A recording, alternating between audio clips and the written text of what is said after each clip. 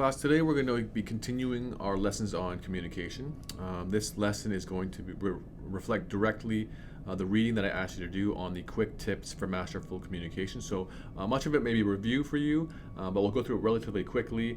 And if you have any questions, please let me know. So we'll bypass the active listening debrief.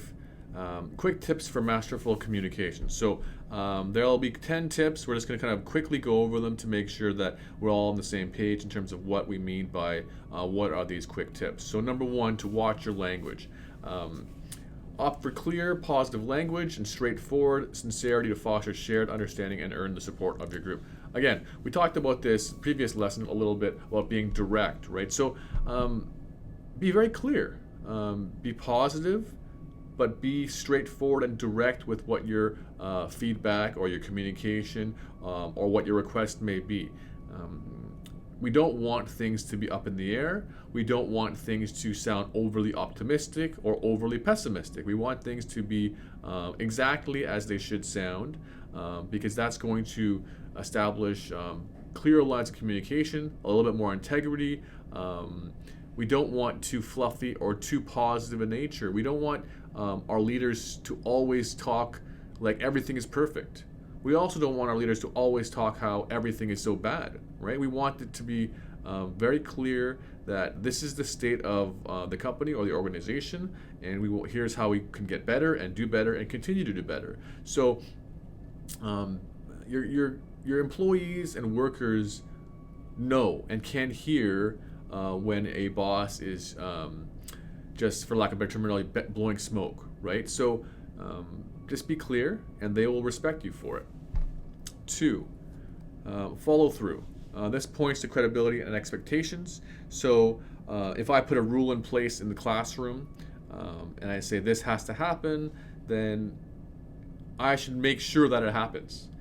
Because every time it doesn't happen or someone goes against what I have said, other people see this, right? Other people look to it and see a flaw or a lack of credibility on my part to say, this is what I expect, yet my actions show that I actually don't expect it. And so people will question my credibility and question what I actually expect if I'm not following through with what I say.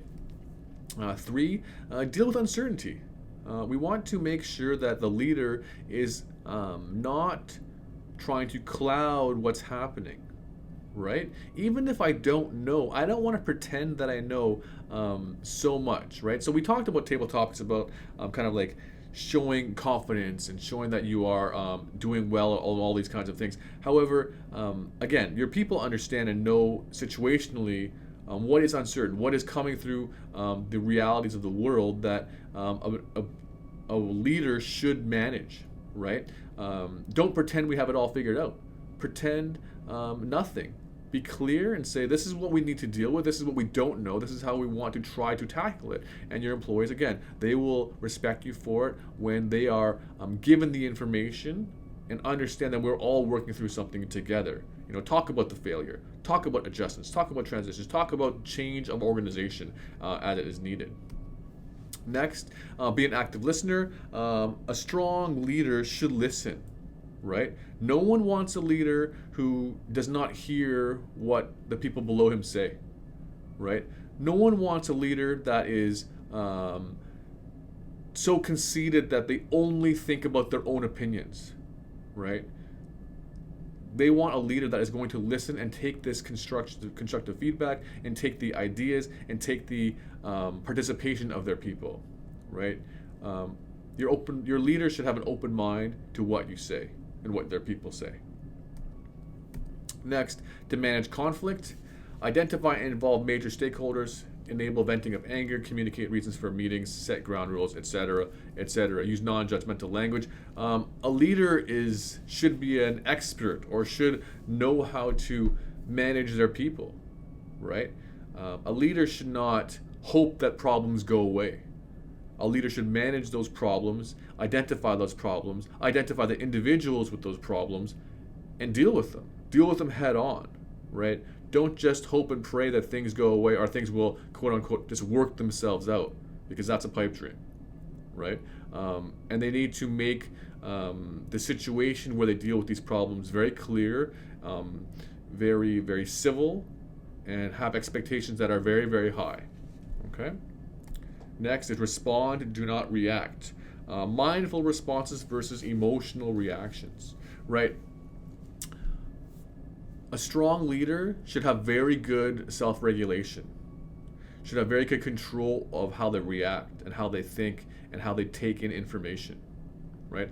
A strong leader needs to hear something and not react off the cuff. They need to respond respectfully, respond mindfully, and not respond emotionally, right? While there's going to be emotions involved, we can't have a leader that is very, very emotionally reactive, because that leads to poor decisions. That leads to emotional responses that might not be what they would have done if they had a clear mind, right? So take the time to respond, not to react suddenly.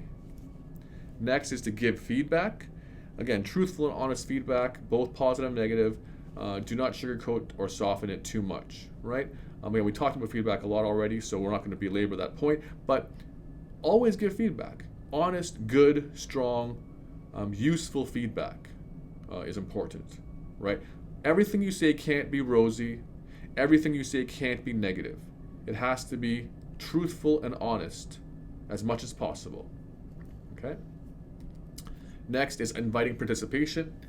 You should be holding meetings where you want people to ask you questions, you want people to give you feedback, and you want people to communicate with you. Okay? This is enabling people. It activates people. It releases people to do good work. Right? You want to invite them to participate and be involved. You're going to get more buy-in that way. People who are involved in decision making are more likely to respect the decisions, are more likely to follow the decisions, are more likely to go gung-ho with the decisions. Even if they don't necessarily agree with them, if they participated in those decisions, they are more likely to be on board with whatever ends up happening. Next, keep your team up to date. This sounds straightforward. Like, don't keep your team in the dark, right? Release the power of the information, right? There's no point in keeping them hidden from your choices and ideas, because I'd ask the question, why would you do that? Why not let your people know? Your people should know what's happening, good and bad, so they can adjust accordingly. And most of the time, they can come up with good solutions that are probably more superior to your own, because you're only one person. You want the collective power of all your people to get good, better, more full solutions. Next, connect personally with employees.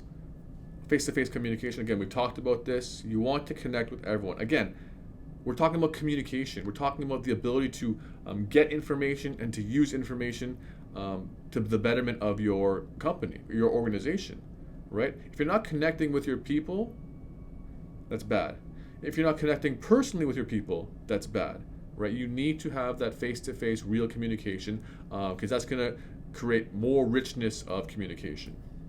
And lastly is take advantage of communication resources. Again, technology, scheduling. Again, not everyone has the same communication abilities.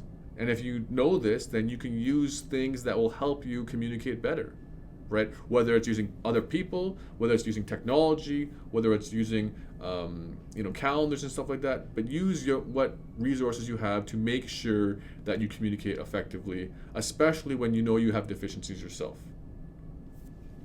All right, so that was the quick tips for masterful communication. Hopefully you've read them all. Hopefully you know what they're saying and talking about. But at this point, we're going to stop with this communication conversation, and I want you to do a reading about maybe types of communication and presenting material. So I want you to do the reading. It's posted. It's called Mastering Presentation. And so I want you to do some EDSB and some reflection on this piece. Read the document, and then two things. Identify one aspect that you need to improve on, and identify one aspect that you believe that you're already pretty good at, right? So I believe there are 8 different things in that piece. Of course, there are many, many different things, but in this one piece, there are 8. So what's one thing that you're not so good at in this piece, and what's one thing that you think you are good at, okay? So on EDSB, in one post, write down, I believe I'm good at this thing. Okay, it's a statement. And in the same Edsby post, so that same post, also share, I believe I'm not so good at this thing, or I need to work more on this thing. And here's an example of why. Right? You're providing evidence to us on why you think you need to improve on, you're not good at using this thing or this topic or this skill. Here's an example of where you maybe messed up in the past or aren't so good at this thing. Okay, so that's your one post. So everyone in the class does that. The second post is, again, to respond to a classmate. Okay, so everyone in the class has made their own post, and now I want you to respond to one of your classmates' posts, saying either one of two things. One, you know what, I agree, this is something that you need to improve on. Here's a suggestion on how you can practice getting better at it. Okay? Or, so not both, or I want you to affirm that person and say, look, oh wow, you know what? That thing that you think you're bad at, you're not so bad at it. I saw a presentation you did last year or whatever. You were actually pretty good at doing that. Here's some affirmation with evidence of qualities that you actually are better at that than you think. So 2 posts for this Edsby post. All right, that's today's lesson. Please ask me questions if you have any. Thank you.